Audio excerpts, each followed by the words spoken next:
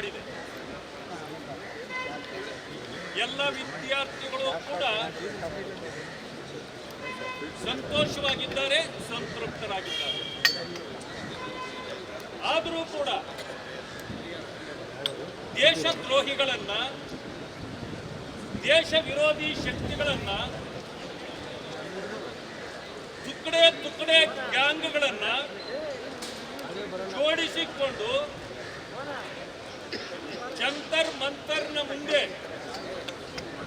ಅದಕ್ಕೆ ರಾಜಕೀಯ ಮುಖವಾಡವಿಲ್ಲದಂತೆ ಅವರನ್ನ ಮುಂದಿಟ್ಟು ಹೋರಾಟ ಮಾಡಲಾಗುತ್ತಿದೆ. ಆದರೆ ಪಾರ್ಲಿಮೆಂಟ್ ಭವನಕ್ಕೆ ನುಗ್ಗಲಿಕ್ಕೆ ಪ್ರಯತ್ನ ಮಾಡಿದಾಗ ಲಾಠಿ ಚಾರ್ಜ್ ಮಾಡತಕ್ಕಂಥದ್ದು ಅನಿವಾರ್ಯ ಇತ್ತು. ಯಾಕಂದ್ರೆ ಅದು ಸೆನ್ಸಿಟಿವ್ ಏರಿಯಾ. ಅದನ್ನ ಮುಂದಿಟ್ಟುಕೊಂಡು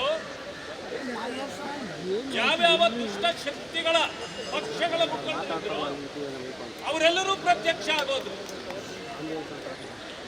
ಮಾನ್ಯ ರಾಹುಲ್ ಗಾಂಧಿ ಅವರು ಈಗ ತುಕಡೆ ಗ್ಯಾಂಗ್ನ ನಾಯಕರಾಗಿದ್ದಾರೆ. ತುಕಡೆ ಗ್ಯಾಂಗ್ ನಾಯಕರಾಗಿದ್ದಾರೆ. ನಿಮಗೆ ಗೊತ್ತಿರಬಹುದು,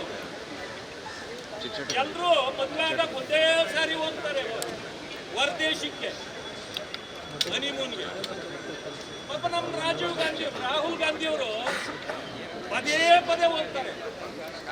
ಯಾಕೆ ಹೋಗ್ತಾರೆ ನನಗೆ ಗೊತ್ತಿಲ್ಲ. ಆದ್ರೆ ಒಂದು ತಿಳ್ಕೊಳ್ಳಿ, ಅವರು ಹೊರ ದೇಶದಲ್ಲಿ ಹೋಗಿ ಕುಳಿತು ಯೂಟ್ಯೂಬ್ ಅಲ್ಲಿ ಓಡಾಡ್ತಾ ಇದೆ.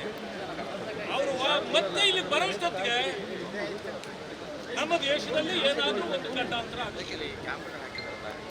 ಅವರು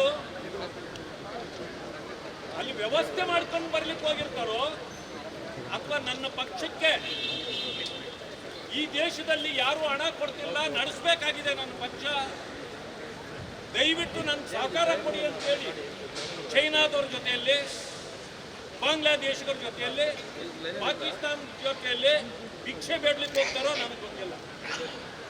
ಆದ್ರೆ ಹೋಗಿ ಬಂದ ತಕ್ಷಣ ಗಂಡಾಂತರ ಇಲ್ಲಿ ಕಾದಿರ್ತಾರೆ.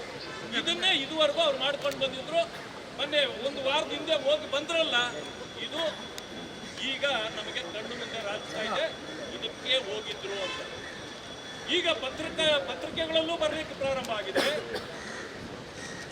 ರಾಹುಲ್ ಗಾಂಧಿಯವರು ಬೇರೆಲ್ಲರ ಸಹಕಾರ ತಗೊಂಡು ಇದನ್ನ ಪ್ರಾರಂಭಿಸಿದ್ದಾರೆ ಅಂತ. ಏನು ಮಾತೆತ್ತಿದ್ರೆ ನಿಮ್ದು ರಿಜಿಸ್ಟರ್ ಆಗಿದೆಯಾ, ನಿಮ್ದು ರಿಜಿಸ್ಟರ್ ಆಗಿದೆಯಾ ಅಂತಾರೆ. ಈ ಕಾಕ್ರೋಚ್ ಪಾರ್ಟಿ ರಿಜಿಸ್ಟರ್ ಆಗಿದೆ ಅಮ್ಮ. ಕಾಕ್ರೋಚ್ ಪಾರ್ಟಿ ಇದೆಯಲ್ಲ, ರಿಜಿಸ್ಟರ್ ಆಗಿದೆಯಾ ರಾಹುಲ್ ಗಾಂಧಿ ಅವರೇ? ಈಗ ನೀವು ಕಾಕ್ರೋಚ್ ಲೀಡರ್, ನೀವು ಏನ್ರಿ ಜನರಿಗೆ ಇದನ್ನ ವಿರೋಧಿಸಿ ಇಡೀ ದೇಶಾದ್ಯಂತ ಈಗ ನಿಮ್ಮ ಈ ನಡೆಯನ್ನ ವಿರೋಧಿಸಿ ಪ್ರದರ್ಶನಗಳು ನಡೀತಾ ಇದೆ. ಅದರ ಭಾಗವಾಗಿ ಕರ್ನಾಟಕದಲ್ಲಿ ನಾವು ಹೋರಾಟ ಮಾಡಬೇಕಾಗಿತ್ತು. ಕಾಂಗ್ರೆಸ್ನವರು ತಿಂಗಳಿಗೊಂದ್ಸಾರಿ ಬರ್ತಾರೆ, ಬಿಜೆಪಿ ಕಚೇರಿಯ ಮುಂದೆ ಹೋರಾಟ ಮಾಡ್ತಾರೆ. ಪರ್ಮನೆಂಟ್ ಆಗಿ 20 ಜನ ಇರ್ತಾರೆ, ಒಂದೊಂದ್ಸಾರಿ 2-3 ಮಿಸ್ ಆಗೋತಾರೆ. 17 ಜನ ಬರ್ತಾರೆ. ಆದ್ರೆ ನಾವು ಪ್ರತಿರೋಧ ಯಾವತ್ತೂ ಮಾಡಿಲ್ಲ, ಮೊಟ್ಟೆ ಹೊಡೆದಿಲ್ಲ, ಲಾಠಿ ಬೀಸಿಲ್ಲ, ಗೂಂಡಾ ಸಂಸ್ಕೃತಿಯ ಪ್ರದರ್ಶನ ಮಾಡಿಲ್ಲ. ಆದ್ರೆ ನಿನ್ನೆ ನಮ್ಮ ಕಾರ್ಯಕರ್ತರಿಗೂ ಬೇಸರ ಆಯ್ತು. ಇದೇನು ಪದೇ ಪದೇ ಈ ರೀತಿ ಮಾಡ್ತಾರೆ ಇವರು, ನಾವು ಇವ್ರಿಗೆ ಪಾಠ ಕಲಿಸ್ಬೇಕು ಅಂತೇಳಿ ನಿನ್ನೆ ಕಾಂಗ್ರೆಸ್ ಕಚೇರಿ ಮುಂದೆ ಹೋಗಬೇಕು ಅಂತೇಳಿ ನಾವು ನಮ್ಮ ಕಾರ್ಯಕರ್ತರು ತೀರ್ಮಾನ ಮಾಡಿದ್ವಿ. ಆದರೆ ನಮ್ಮ ಅಧ್ಯಕ್ಷರು ಮತ್ತೆ ನಮ್ಮ ವಿಪಕ್ಷ ನಾಯಕರಾಗಿರ್ತಕ್ಕಂಥ ಅಶೋಕ್ ಅವರು ನಾವೆಲ್ಲರೂ ಸೇರಿ ಏಕಾಏಕಿ ಅವರ ಕಚೇರಿ ಮುಂದೆ ನಾವು ಹೋಗೋದು ಬೇಡ, ಅವರಿಗೆ ಇದು ಬಿಸಿ ಮುಟ್ಟಬೇಕು. ಅದಕ್ಕೆ ನಮ್ಮ ಕಾರ್ಯಕರ್ತರೆಲ್ಲರೂ ಸೇರಿ ಕಂಟೋನ್ಮೆಂಟ್ ರೈಲ್ವೆ ಸ್ಟೇಷನ್ ಮುಂದೆ ಬಂದು ನಿಂತು. ಆದರೆ ಪೊಲೀಸ್ನವರು ಬಂದು ನಮಗೆ ಹೇಳಿದರು ಇದು ಬೇಡ ಅಲ್ಲಿ ಹೋಗೋದು ಅಂತ. ಅವರಿಗೆ ಗೌರವ ಕೊಟ್ಟು, ವ್ಯವಸ್ಥೆಗೆ ಗೌರವ ಕೊಟ್ಟು ನಾವು ಅವರಿಗೆ ಹೇಳಿದಂತೆ ಕೇಳಿದ್ವಿ. ನಮ್ಮನ್ನು ಅರೆಸ್ಟ್ ಮಾಡಿದ್ರು. ಮಾಡಿದ ಮೇಲೆ ನಾವು ಬಸ್ನಲ್ಲಿ ಕುಳಿತು ಹೊರಡುವಾಗ ಸೀದಾ ಹೋಗಿ ಕೆಪಿಸಿಸಿ ಆಫೀಸ್ ಮುಂದೆ ನಿಲ್ತು. ಇದಕ್ಕೆ ಆದೇಶ ಮಾಡಿದ್ದವ್ರು ಯಾರು?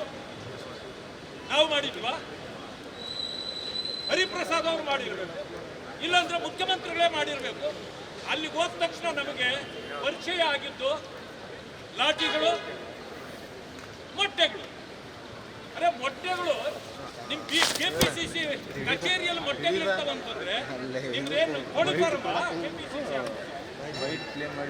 ಇಲ್ಲಂದ್ರೆ ಆಮ್ಲೆಟ್ ಹಾಕಕ್ಕೆ ಏನಾದ್ರು ತಗೊಂಡ್ಬಂದು ಇಟ್ಕೊಂಡಿದ್ರ? ಇಲ್ಲ military hotel, KPCC military hotel ಅಂತ ಏನೋ ಇದೆಯಾ? ಶಾಲಾ ಮಕ್ಕಳಿಗೆ ಮೊಟ್ಟೆ ಕೊಡೋಕ್ಕೆ ಯೋಗ್ಯತೆ ಇಲ್ಲ ನಿಮಗೆ. ಬಹುಶಃ ನನಗನ್ನಿಸ್ತದೆ ಆ ಮೊಟ್ಟೆಗಳನ್ನೆಲ್ಲ ಕತ್ಕೊಂಡು ಬಂದು ಇವ್ರು ಕೆಪಿಸಿಸಿ ಇಟ್ಕೊಂಡಿದ್ದಾರೆ ಅಂತ ಕಾಣುತ್ತೆ.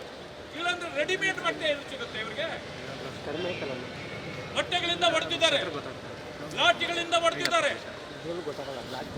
ಇದನ್ನ ವಿರೋಧಿಸಿ ನಾವು ಕಮಿಷನರ್ಗೆ ಹೋಗಿ ನಾವು ಕಂಪ್ಲೇಂಟ್ ಅನ್ನು ಕೊಟ್ಟಿದ್ದೇವೆ.